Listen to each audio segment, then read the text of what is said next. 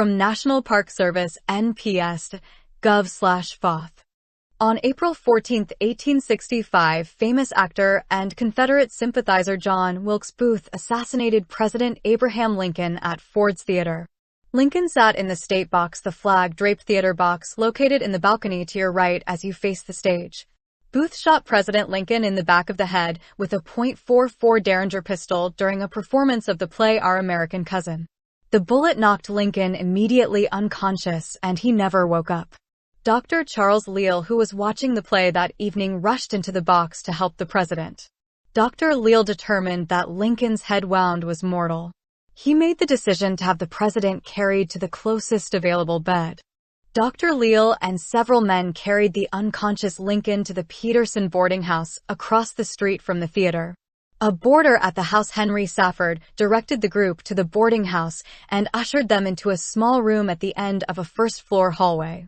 Lincoln was laid down onto a wood-frame spindle bed diagonally as the bed was too short. The 16th President of the United States died there 9 hours later.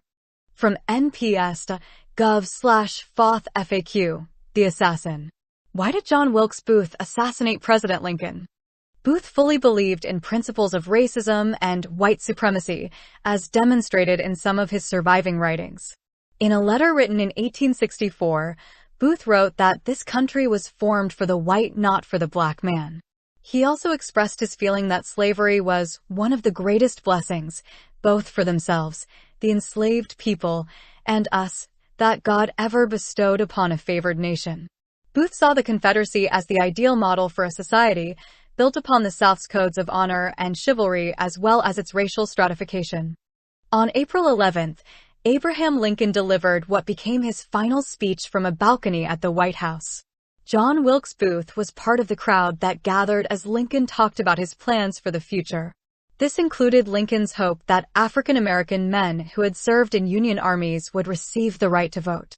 Booth seethed with rage at hearing this, turning to one of his fellow conspirators, likely Lewis Powell, standing next to him and snapping, "By God, that's the last speech he'll ever make." From NPS.gov/FOTH/the-Peterson-House.htm. The Peterson House, house where Lincoln died at 516 10th Street, was the home of William and Anna Peterson. On the night of April 14, 1865, the mortally wounded president was carried to a back bedroom in this house. The Peterson family aided as they could, although on this night their home was no longer their own. Over 90 people would come and go through the house to pay their last respects to the dying president. Soldiers stood guard at the front door and were posted on the roof to keep the growing crowds at bay. While doctors cared for the president, the Peterson family and some of the boarders spent the night in the basement. At 7:22 a.m., April 15, 1865, Abraham Lincoln died in the back bedroom of this humble house.